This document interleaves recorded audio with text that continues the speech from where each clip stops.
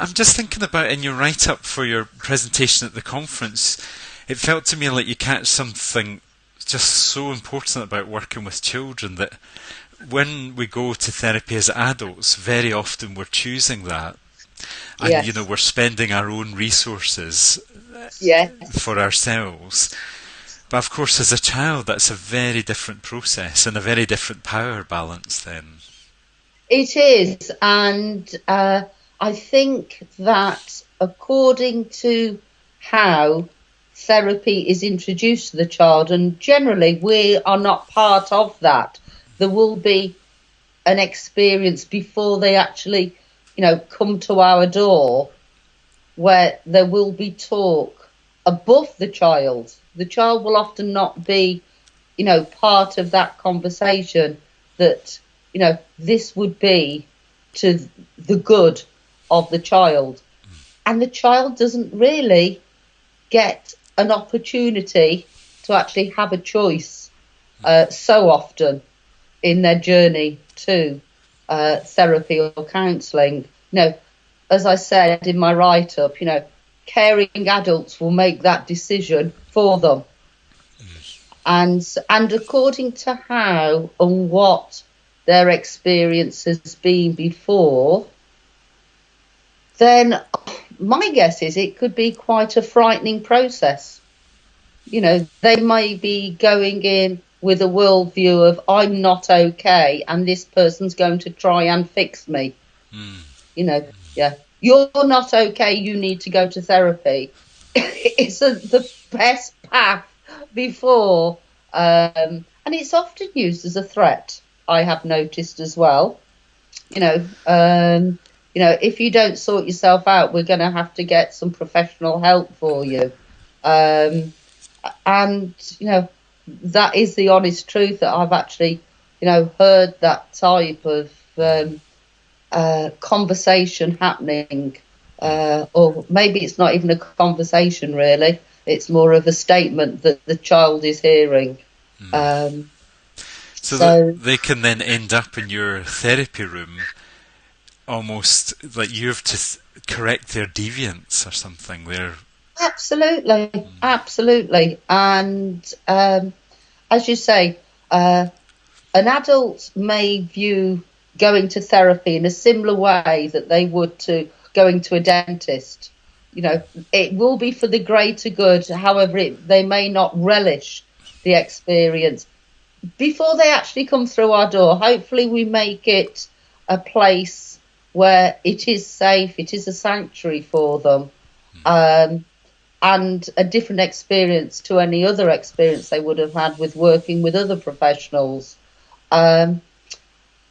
However, for a child who maybe doesn't even understand what therapy is, how many adults don't understand what therapy is. So how can we expect a child with their limited experience to understand, what therapy is? Hopefully, if it's caring adults, they will have said, and give them some sort of reassurance, as far as being, they are going to someone who is a caring professional. However, that's not always the case. I don't, I believe. Yes. So I'm wondering what kind of things that you're up to in the therapy room to kind of make that connection, to start creating the relationship with the child who's kind of been landed in front of you almost. Well, certainly the first thing is that during the first session, I never ever see the adult. I mean, I may speak to the adult over the telephone and that would be ordinary, to actually get a sense of why, the reason for the child coming to therapy.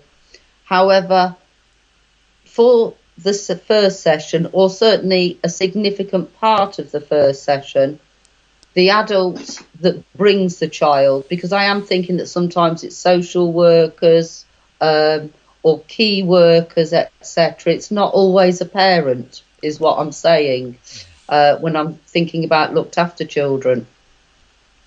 That they're actually in the room, and there is almost a handing over of, you are in good hands. This is a safe adult for you to be with.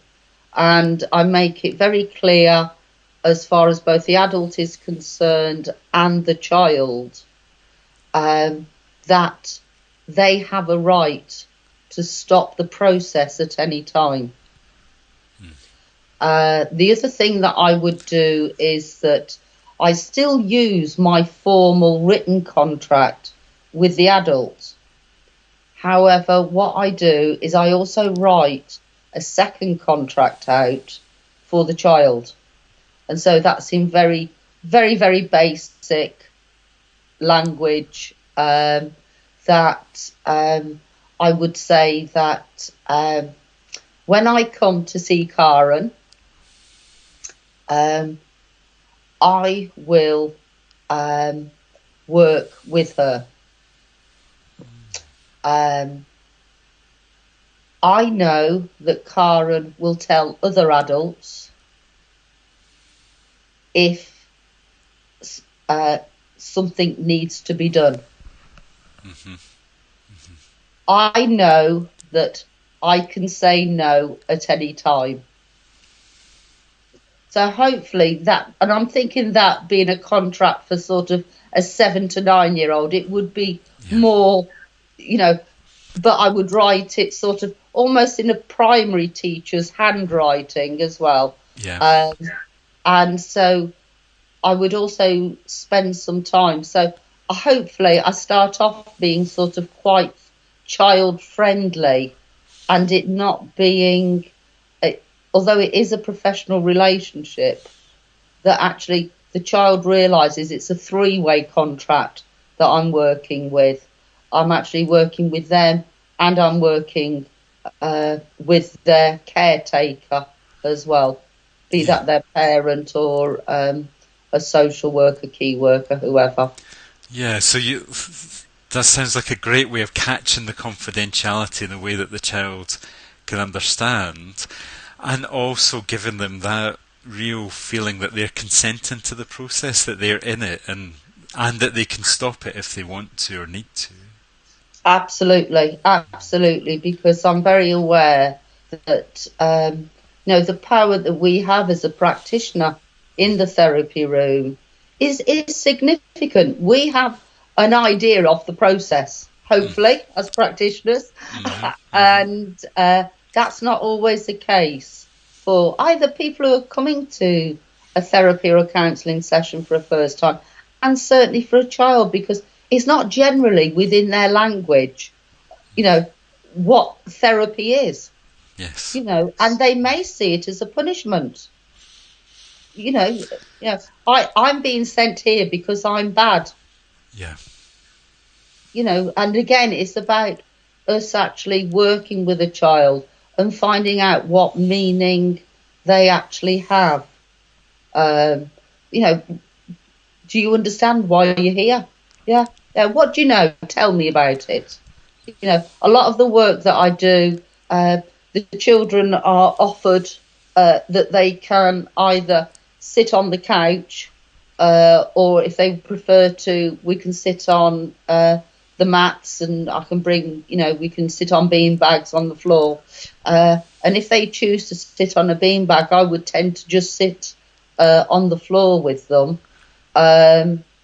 so that actually they're the same, I'm the same height as they are. So trying to equalising as much as possible so that they don't feel overwhelmed by a situation.